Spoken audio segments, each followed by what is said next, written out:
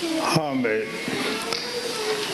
बहुत अच्छे बच्चों के भजन, प्यारे मिठे और कौन इब्राहिम का भी धन्यवाद करते हैं कि जेड़ी इतनी मेहनत करके बच्चों सत्संग विच डिसिप्लिन में रखती है।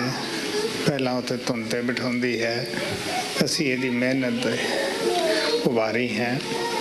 माता पिता का भी कम बनता है। मैं कल भी बोलिया सी, फर्ज बनता है कि बच्चों सत्संग विच आउण वास्ते भी प्रेरण और खुद बच्चों के सत्संग दे विच उही माता पिता आउण जिन्हां दे बच्चे अकेले आके बैठ नहीं सकते, क्योंकि बच्चों के सत्संग दे विच ज़्यादा माता पिता वो ना आउण जिन्हां दे बच्चे खुद आके बैठ सकते हैं। Very good. The bhajans sung by the children are very good. They are very sweet, very loving. And I am very thankful to dear Connie Brown for working so hard in arranging and doing the seva of the children's satsang.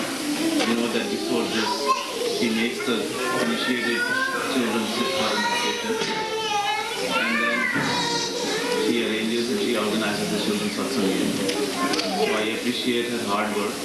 And as I had said yesterday, that it becomes the responsibility of the parents also to cooperate with the organizers, and they should also work hard, and they should also inspire the children, encourage them to come and sit in the satsang and maintain the discipline and peace and quiet.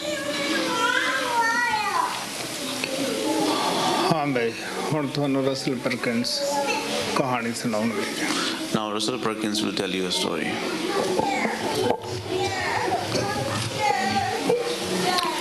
This is a story that has been told many times about Rabia, who was a Muslim saint, lived in Arabia many years ago. She lived not long after the Prophet Muhammad, and Master Kripal said she was one of the earliest of the Sufis, which are the great Muslim masters. In the Muslim religion, everyone is supposed to make a pilgrimage to Mecca at least once in their life. Mecca is the holy city of the Muslims and considered by them to be a very holy place. So Rabia set out to make her pilgrimage to Mecca, but on the way, in the middle of the desert, she came to a very badly hurt dog, and she wanted to help him, but she didn't know what to do. But she picked up the dog, carried him in her arms until she came to an oasis where there was a well. And at the well, she found that the bucket that was there, the rope had rotted away so that the bucket was not able to be lowered down into the water. So she took off her outer garments and tied them to the rope, to the bucket, and to the windlass that the bucket was originally attached to, and lowered it, but it was not long enough. So then she took off all the rest of her clothes, tore them up into strips, tied them together, and attached them to the bucket and to the windlass. And still it wasn't low enough. She couldn't get it down near enough to the water.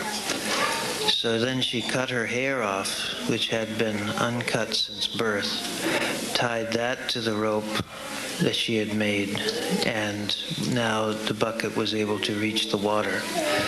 So she got the bucket full of water. She washed the dog, cleaned up his wounds, took the clothes that she had taken off and used them for bandage. But now what could she do?